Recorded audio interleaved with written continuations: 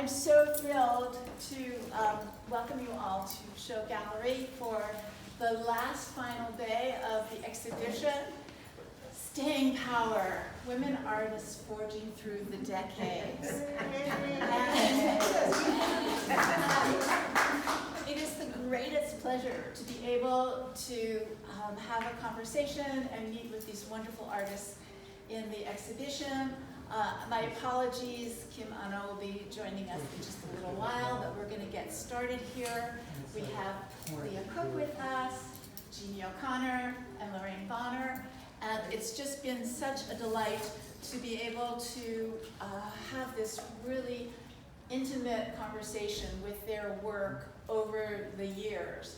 So what I'd like to do first is just let each of the artists take us back to the 1980s and give us an idea of where they were working, what conditions they were working under, what their studios looked like, or whether or not they were just working at the kitchen table or in a basement or in a shared space with others, and just give us a sense of what was really moving them, what really that impulse was in their early work back in the 80s. So, wow. Would you like to start, Leah? Not really. Please. But let's see. A lot of stuff happened in the 80s. I think I live in the same place that so I have my studio right in. It's an old warehouse. It's, kind of falling apart, but still works. So that's always nice to be able to have that. And I know that I had a number of people working for me because I had been doing commissions in the 70s, and doing stuff on the loom was very hands-on, time-consuming, etc. But this work here had to do with my interest in the whole feminist idea of the drapery and curtains and fabric were a part of all these classical paintings everywhere. There was maybe just a hand or a face of somebody, and all the rest was drapery.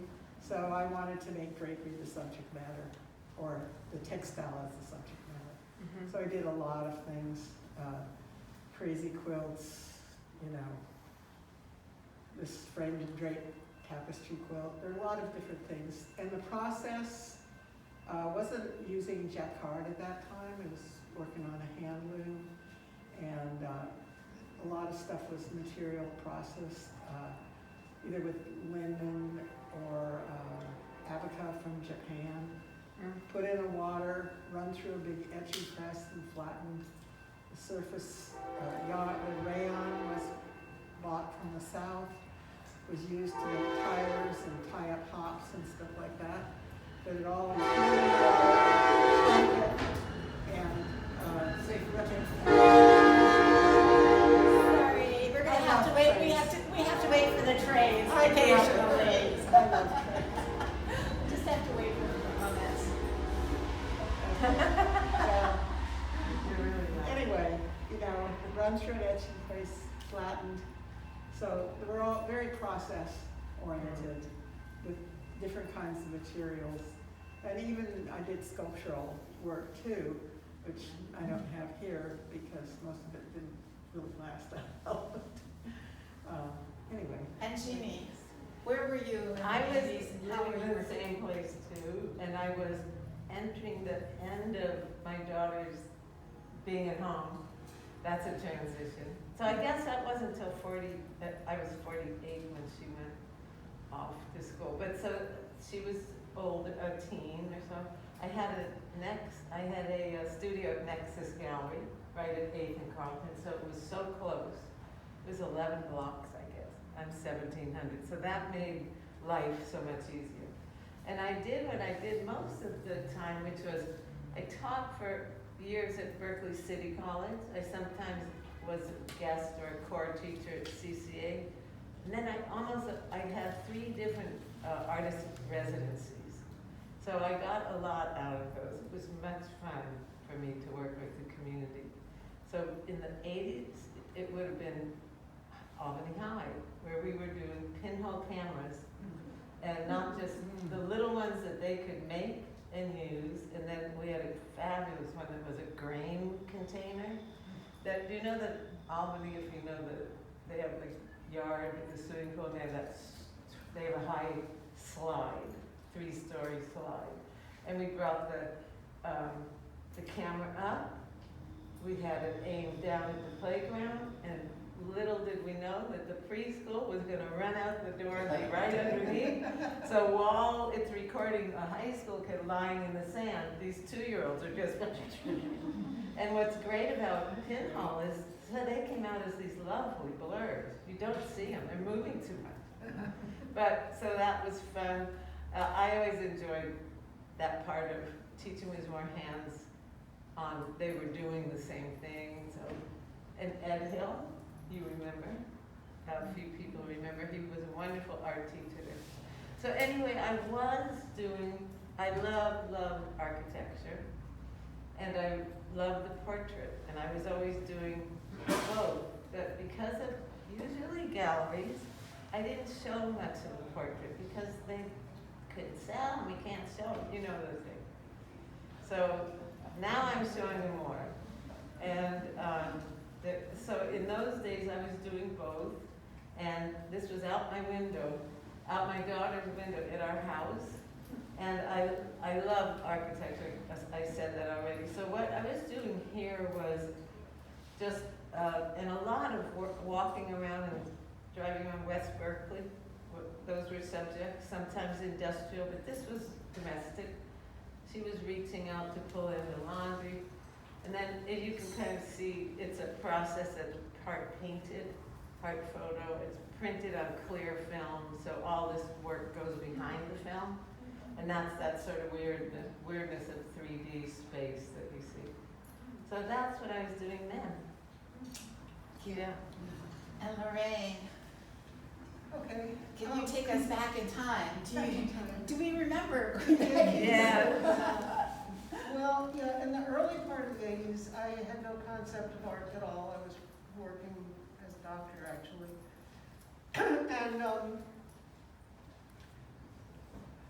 And then I started realizing that things weren't really working in my life, and I couldn't quite figure out what it was, and I realized after a while it was my marriage wasn't really working for me, and so I went to see this therapist, and she said, well, you should draw something, and I said, I don't know how to draw. I can't draw. You know, I didn't have any training, and everybody else was going to art school, I was going to med school, you know. And she said, you can do it, just do it.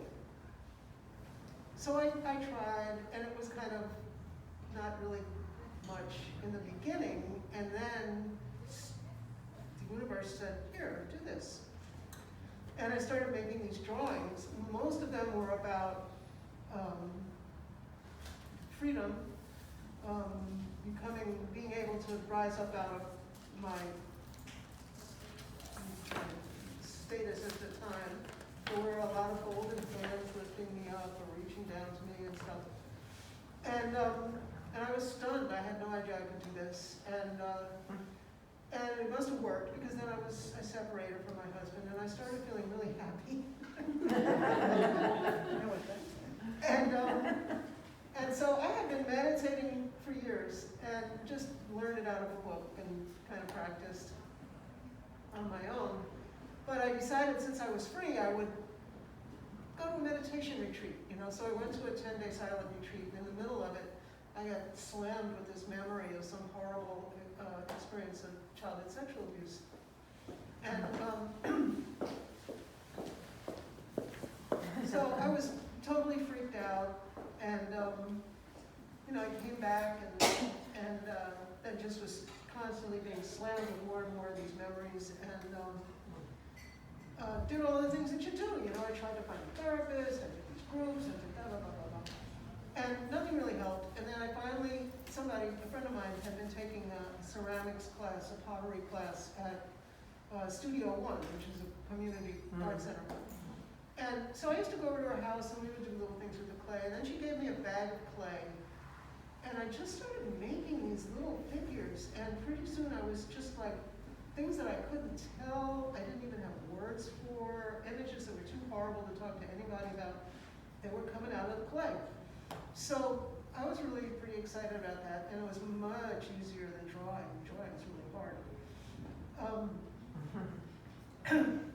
So yeah, that was really the 80s. The drawing was mostly in the 80s. I actually didn't come to clay until the 90s. So that was the 80s.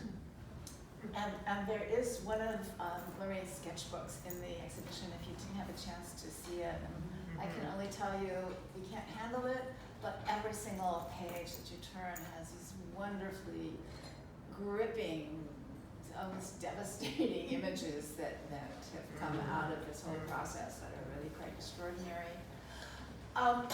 So when we look at the work that you have and that you're all doing now, you are in some ways working in the same medium, and yet the work, for the most part, that you have in this exhibition and that we've seen recently has a different depth and quality to it, and a haunting aspect to it. Could you talk a little bit about a through line or a range of development or individual things that might have spurred you on from one level to the next, from one phase or project into the next as you transition through these decades, are very long. So Leah, could you talk a little bit about those changes that came up? Yeah, well, the work that I have here, what I'm doing now, really drew on aspects from the 70s, the 80s. So some of the black and white parallel lines, optical work is often included in this. And some of them I call 3 fibers. There were fibers from different, fibers from plants, fibers from all the research I did with neuroscience and brain imaging and all of that. So my, connections in my brain, and then finally the plant fibers. And part of COVID was being out in the garden looking at plants a lot. Right. And another thing that's interesting is just the color. I always hated green.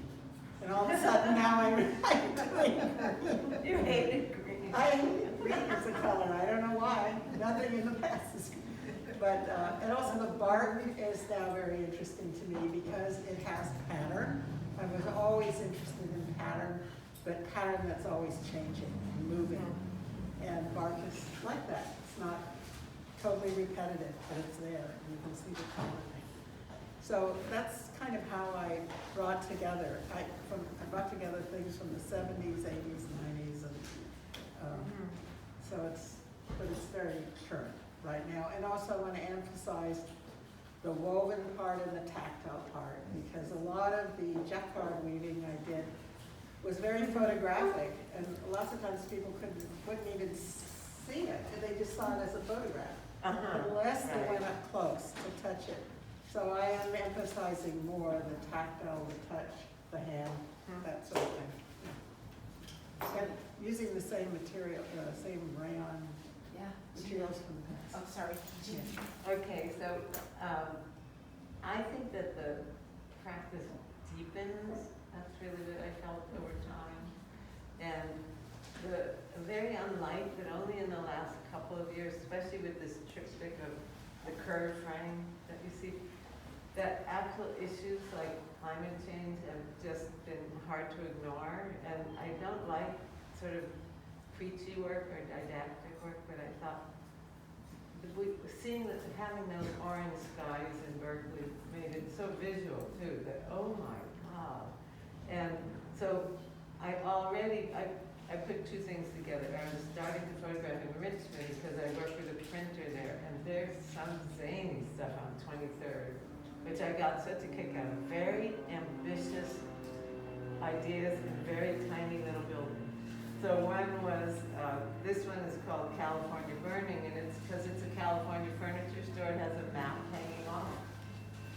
So part of it is if I see something and I think it's funny, it'll stop me. That's a real plus for me to see.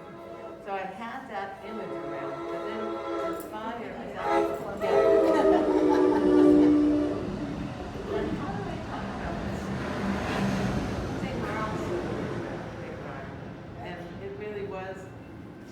well, California, that'll be a California burning, that's what I'm gonna call it.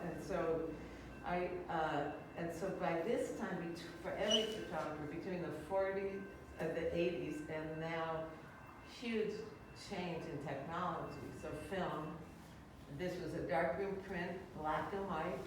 Every bit of color is painted or collaged in this yellow house. This on the right is the one around the corner. I almost is digital, and it's printed on. But the one thing I did as a carry through was clear film called Codalith, if anyone knew that technology. Mm-hmm. And over here is clear film called Clearjet, I think. And this can be printed on the computer and can be colored.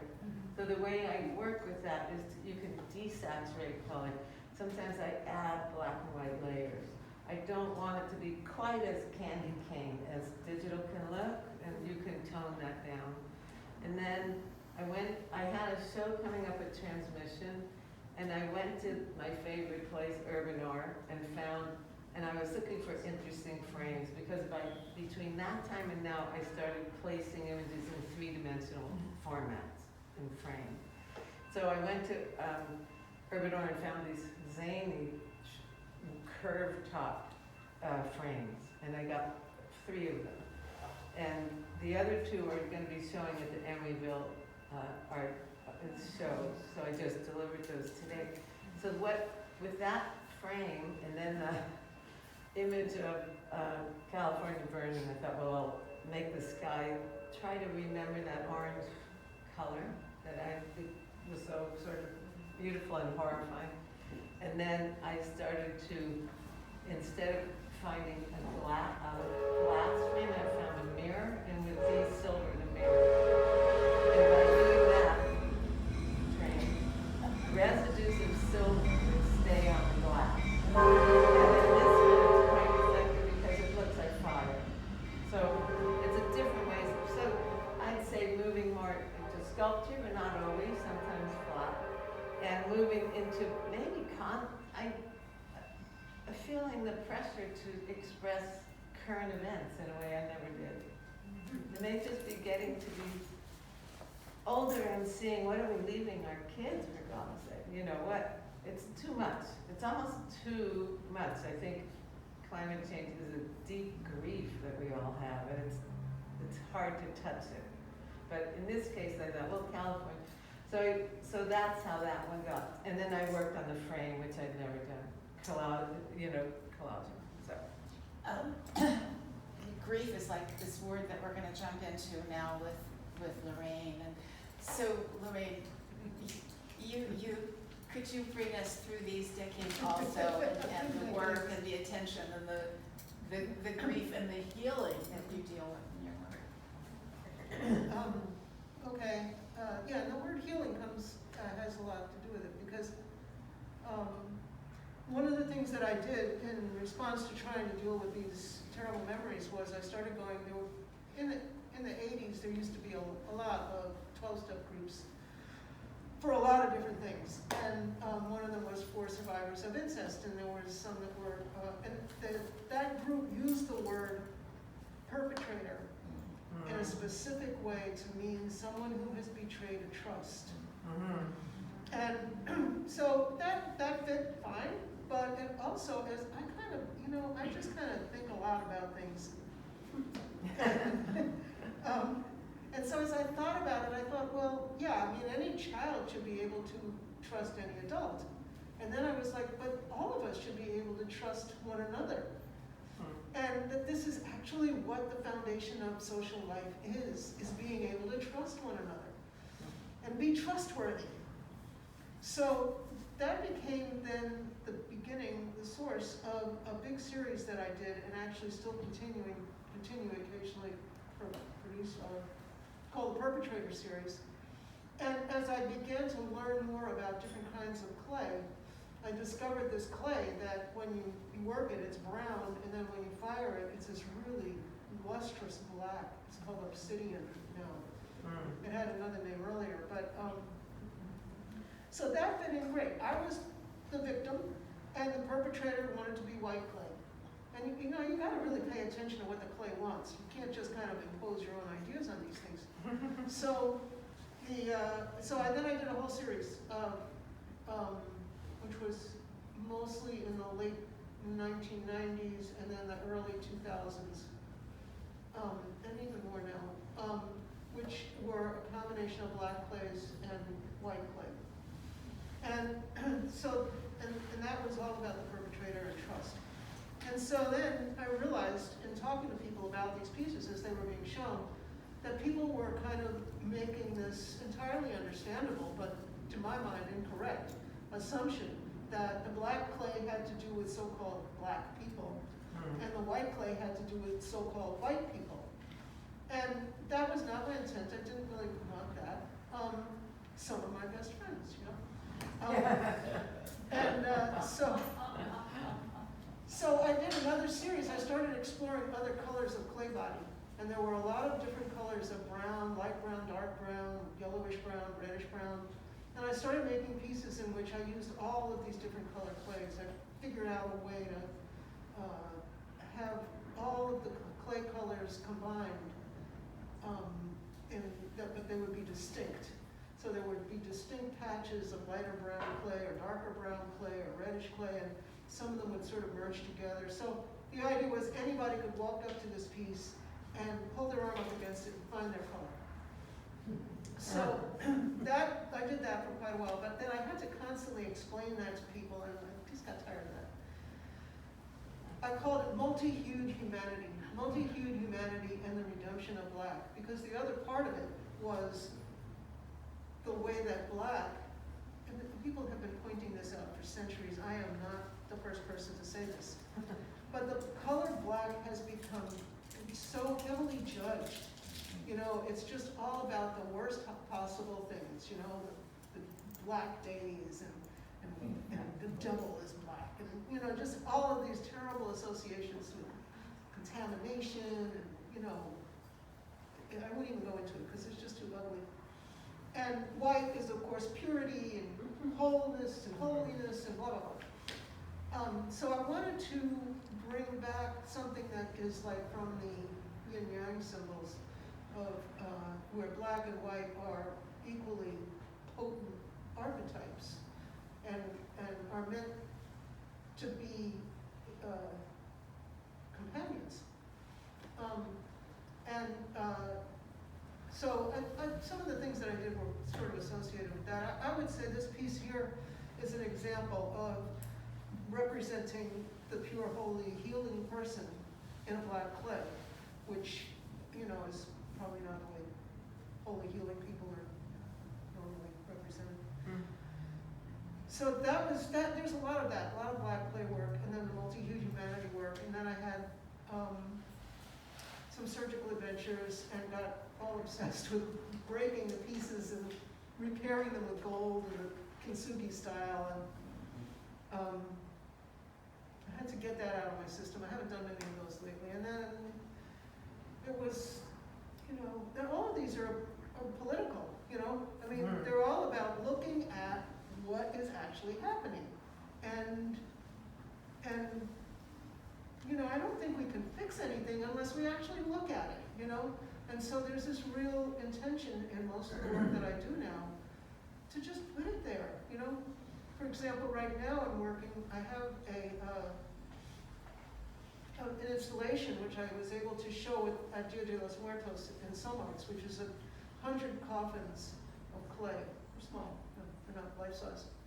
And they have in them all the different things that are our lives, you know, from bullets to Band-Aids, farm animals, horses, cotton, barbed wire, every kind of thing. Every kind of thing. And it's like, yeah, we're gonna lose all of this. Is this what you want? Do you want to lose everything? Do you want to lose crayons? Do you want to lose babies? Do you know? So, and there are a number of larger pieces that go along with that, which are on the theme of prophecy. One of them was in another show, because I would have brought that here, because that's really my most current work. But it was in another show. So. So anyways, that's kind of. Yeah. So Kim, we were starting by asking like where you were in the 1980s, how you were working, where you were, what your practice looked like at the time, and then the follow-up had been to see what through line you saw in your work to get to where you are now and the interests in the work that you're pursuing now. So, Oh, how exciting to talk about. So exciting. In the 80s, I was living in a collective in San Francisco on Valencia Street and 21st, and we were producing festivals called Mainstream Exiles. That was kind of our name, and we lived next door to Valencia Tool and Die, which was a pretty well-known punk club at the time, and I was living underneath what was on top the Rajneesh organization, and they were having like a daily 4 o'clock chaotic meditation right above my bed. So it was just like, like this noise and all that kind of stuff. But it was a very exciting time. I mean, you're in your 20s, or at least for me, I wanted to try everything and everything and just like be free and figure out what that meant. I had moved up from Los Angeles because I was searching for the continuation of the counterculture, and it seemed like LA was changing, and I was like, oh no, it's changing. I better get out of here. And I moved up here for that specific reason, and so I really had a wonderful time, and I was thinking a lot about gender identities and all kinds of liberation movements, and when I was making that piece in the back, Jean-Paul Sartre had died, and I was very interested in his thoughts, and I mean, you don't agree with every thinker, but there was a lot of thoughts that I was very interested in, as well as Simone de Beauvoir, and those were intellectuals that I kind of wanted to think about and relate to. And from then, I made a lot of work that had to do with my own identity as an artist, and I was a waitress at the time in Local 2 Hotel and Restaurant Workers Union. I worked there 9 years, let me repeat that, 9 years as a waitress in San Francisco in the hotels. And so I made a lot of work that had to do with the food attacking the people, and red cocktail glasses and things like that. And then I joined people to start to make murals with Dewey Crumbler and Marlene, actually with Miranda Bergman and Edith Boone, who are still friends of mine today.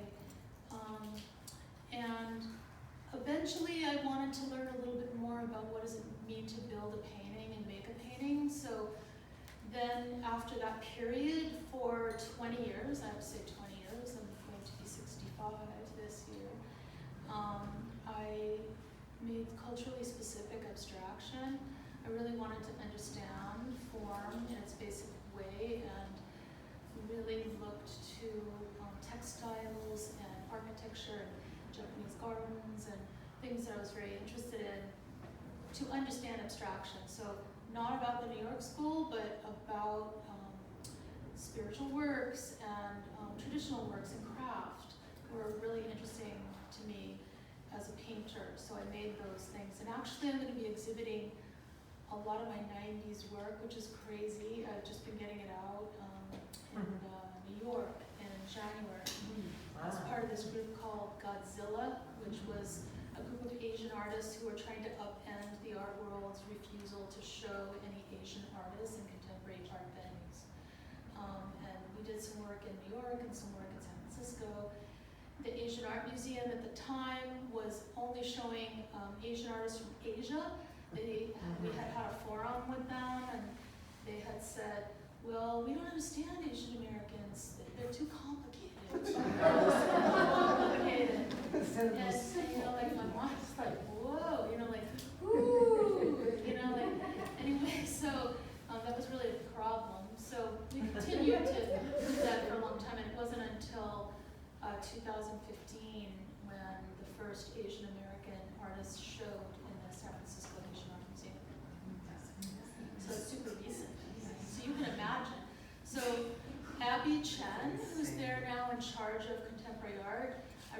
recommend you keep your eye on her because she's just blasting the doors completely. Like completely and giantly, and collecting Asian American art and, you know, showing really big projects of contemporary Asian artists, and the museum will never be the same. So at that time is when I made that lithograph, and then this painting, this is kind of from a few years ago. I started to interrogate art history. I agree with everything you said, Jeannie, about climate. In 2009, I saw a photograph by Mohammed Nasheed, who was signing documents underwater from the Maldives. You probably saw those documents, and you probably saw that photograph. And that photograph changed me internally, and I didn't know how it was going to go, but I stopped making abstraction and started making work that had images again. I mean, when you think about Philip Guston or others who had been a certain way, and then you reinvent yourself as an artist, you don't bring your collectors along, you have a whole new dialogue that you create. And my issue was to have more content and to bring up more confrontation with the social structures that I was dealing with, like as an activist, but doing it in my art more. So in this case, I just appropriated Rubens and started to tinker with the file and really try to think about, like in this case, this Dionysian wonder of how we related to nature as both this ecstatic but also problematic, like trying to own it and have it feed us rather than be in concert with it. It doesn't ask everything that I say in this one painting, but when you see it in the whole group of works that I make, you can kind of understand. Is that enough? That's great. It's wonderful. I would like to ask a question that stems from my own feelings when I'm in this gallery with all of the work, the earlier work from decades past. And that is, how do you see, what do you think, what would you project of your early work, your early self, them being one and the same, to look forward and see this work that you're doing now? How expectant would it be, make sense, logic, foreseen, or how surprised and how maybe even taken aback, or would you be reacting? How would you, as your 1980s artist in the studio with this work, if this work could talk, what would it be projecting for you? What would it be predicting? How would it be responding to seeing how it's developed? Like, is it surprised? Does it recognize itself? Does it see itself in its further development? I feel like I could, I do feel like it's an extension and a deepening of, so it's not too disjunctive. What was fun after these working flat for years was to get into using relief space, really, by finding frames, and there's a triptych I've done that's in a mirror frame, but the arms go out, so that kind of space that happens in front of the picture plane interests me now. So both. And then I did the digital. I didn't foresee digital. What a change. What a change, really.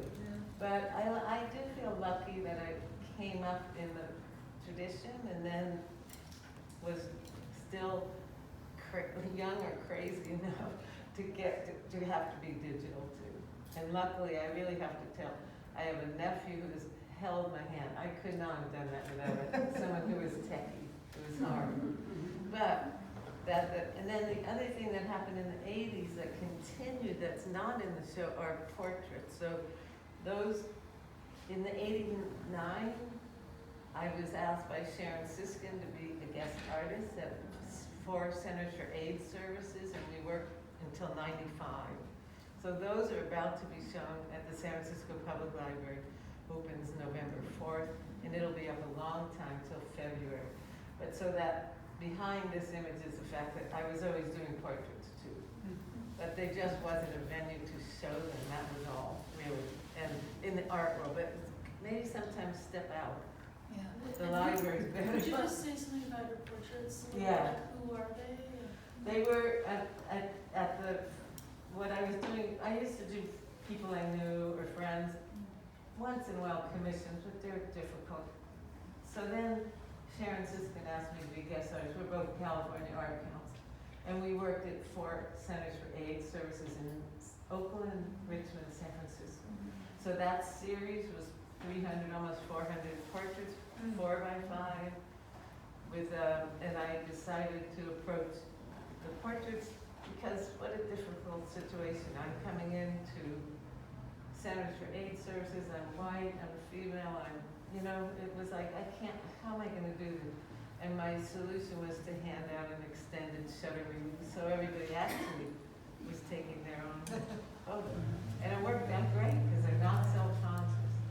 So that's all, but then in the meantime, this other piece is I just think going more three-dimensional, thinking more about, I think from the tradition I was in at Berkeley, this idea of push-pull space and the idea of space and how it, so when it extends even deeper, that's very moving to me, or very interesting. It's like in a situation that's stressed, you create space. Like it's almost psychological too. And the same thing with just that. So that's been going on. And also just architecture is, I love architecture. So it's not too different. I could have predicted it, kind of. Leah, Yeah.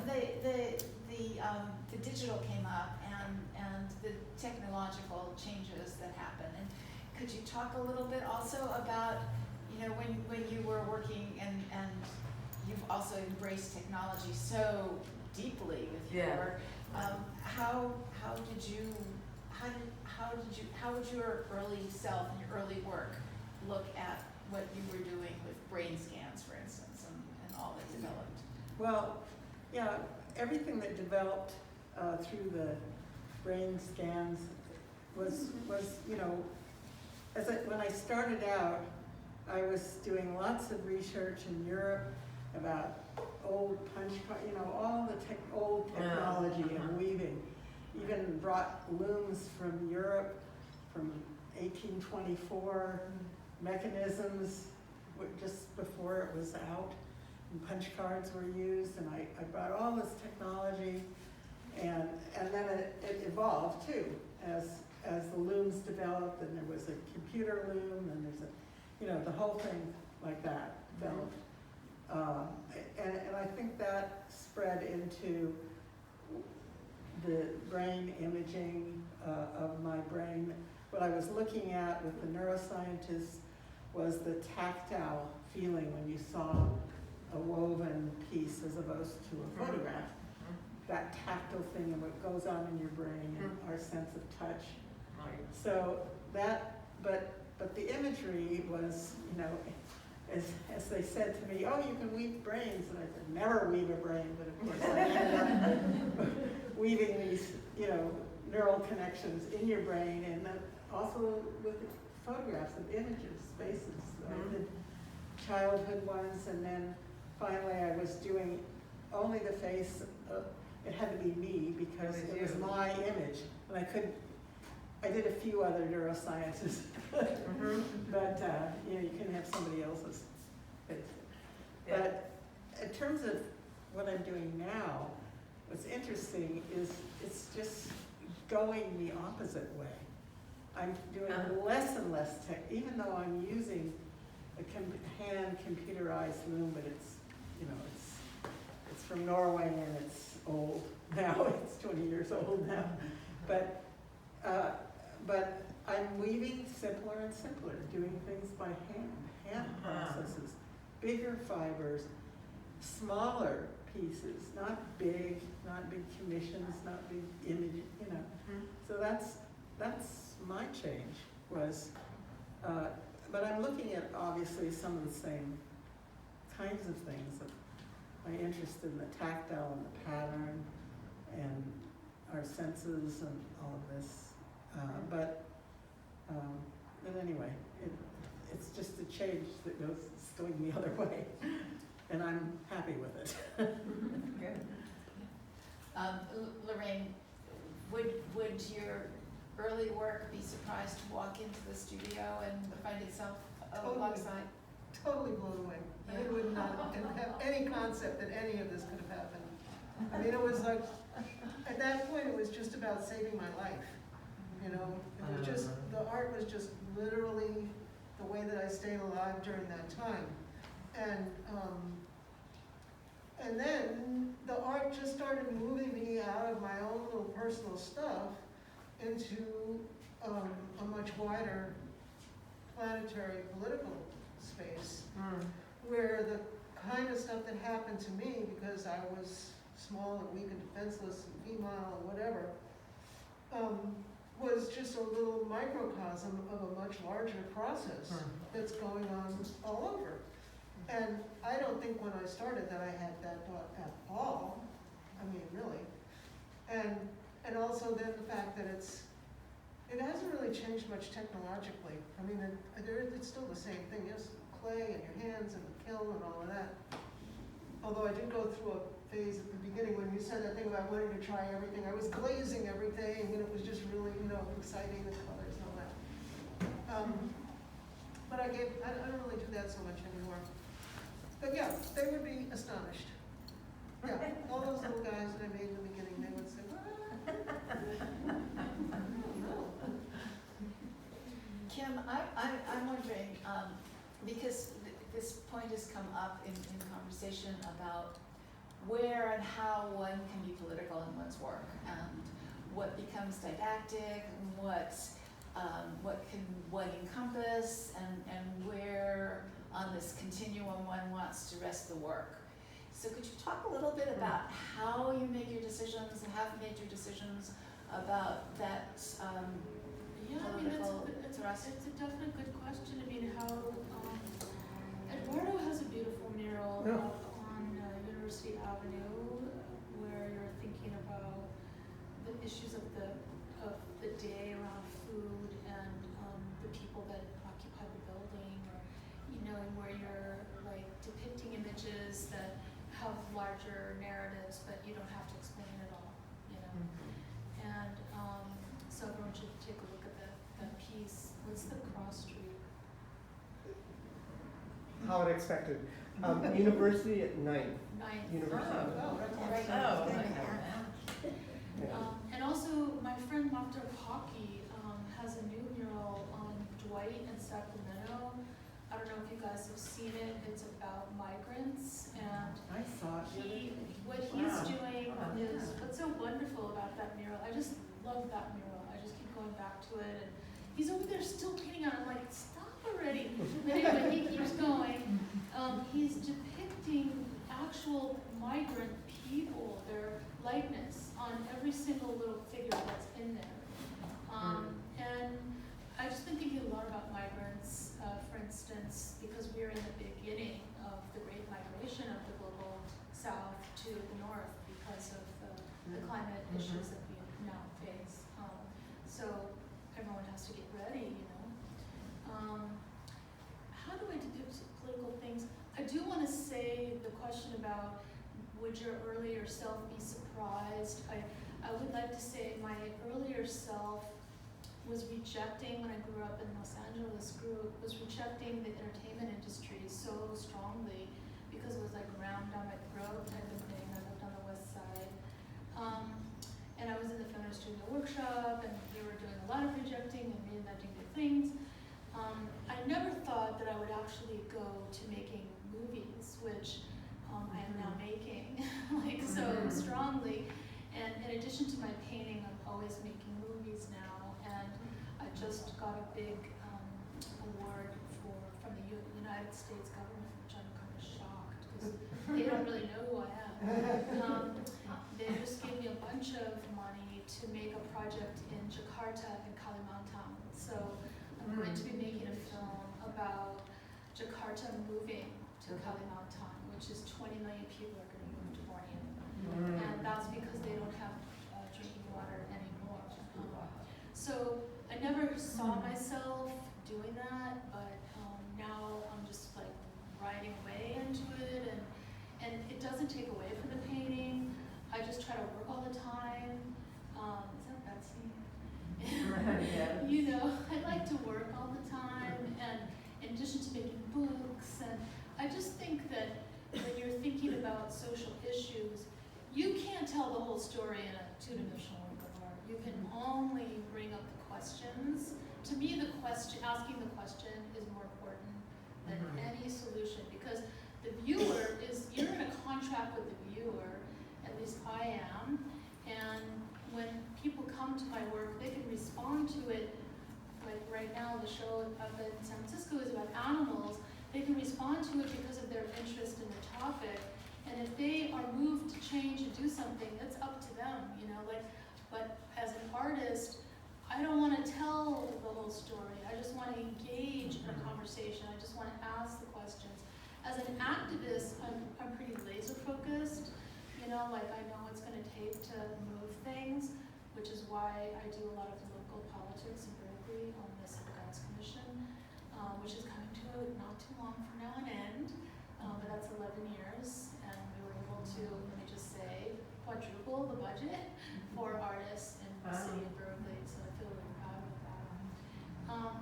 So there isn't one answer, but my question is, always the viewer is an engagement and a conversation. You're not like delivering the answer to the viewer, no. You are, you know, grabbing them and having them close to kind of understand or kind of whisper back and forth, what is this? And if they ask you questions, that's the most you can hope for. I think that's beautiful, and the point at which we start to ask the questions of those who have come to join in, there must be questions that some of you have for these artists here. Anyone? Your turn, yes. These are also many of my colleagues, my beautiful colleagues. Yeah, I would be interested in hearing you talk about your opera that you're writing. Oh. Ah. Well, I was working with Ann Carson, the poet, and we made an opera, my first one, engaged with her. She did the libretto, and we worked with another composer, and I worked a lot on the set design.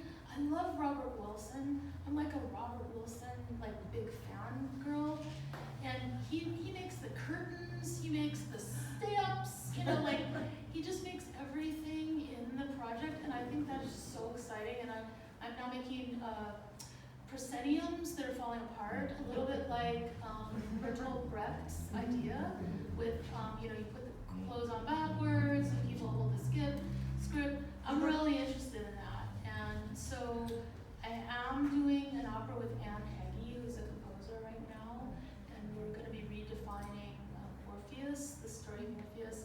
But we also just did another project called Signs, downtown Oakland. We did it free in the street, downtown Oakland, which was really, everyone has been reading about the intense happening in downtown Oakland with like the cars going around in circles, and like the day I was there, a guy got shot like just a block away. I mean, there's a lot of tumultuous things happening. And we did that opera right in the street with participants, and it was super exciting. So. Great. Did you film it? Yes, I did. That's it. Someone? Someone else? I'm going to jump in with a question. Okay, so there's a lot of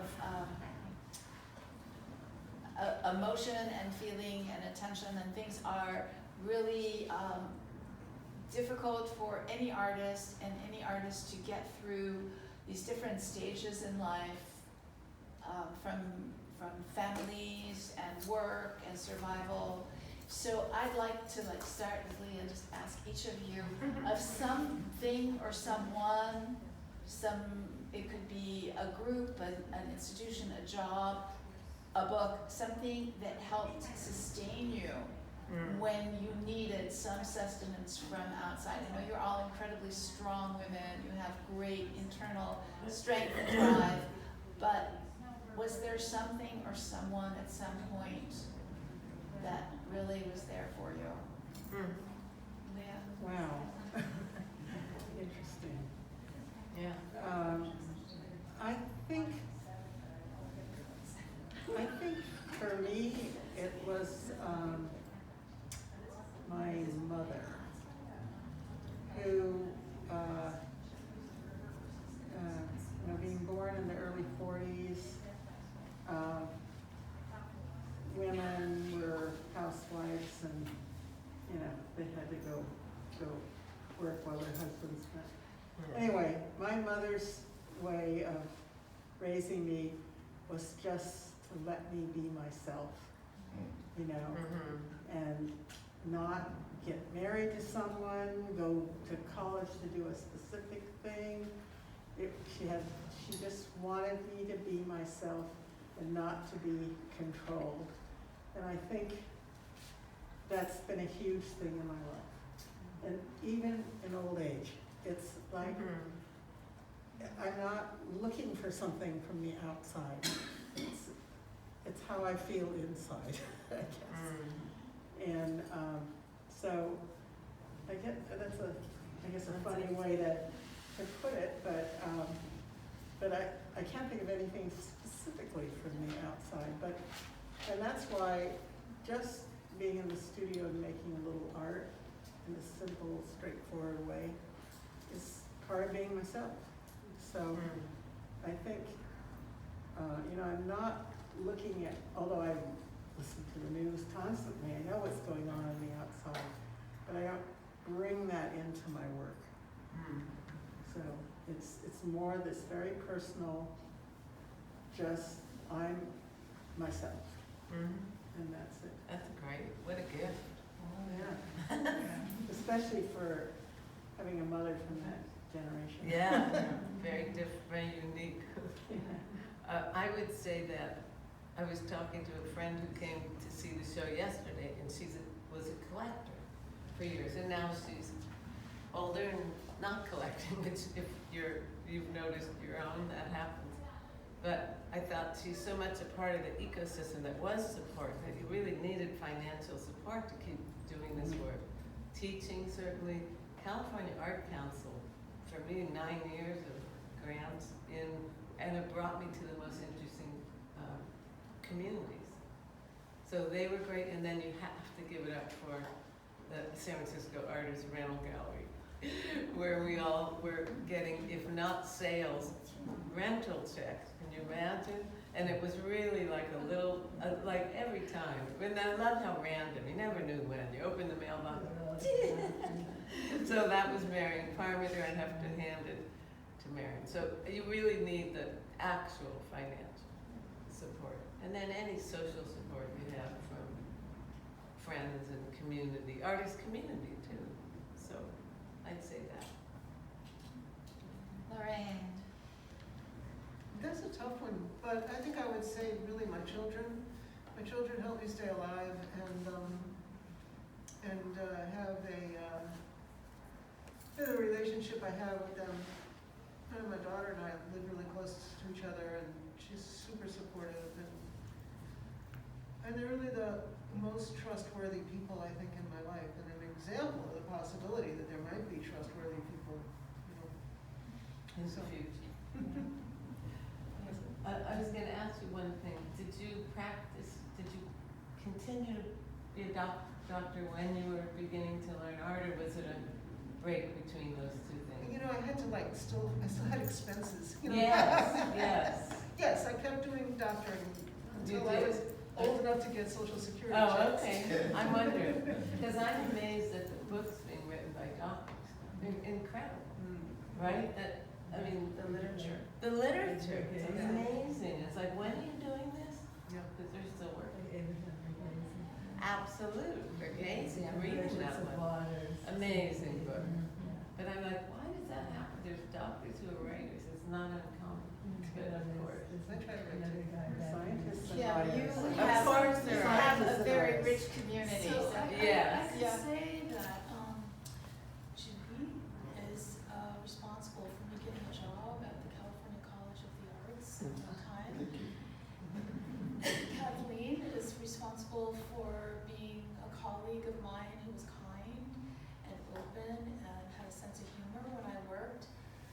Betsy was a colleague who helped me understand books and bookmaking from a very deep point of view, and was such a gentle and wonderful force that even just seeing your face here makes me so touched.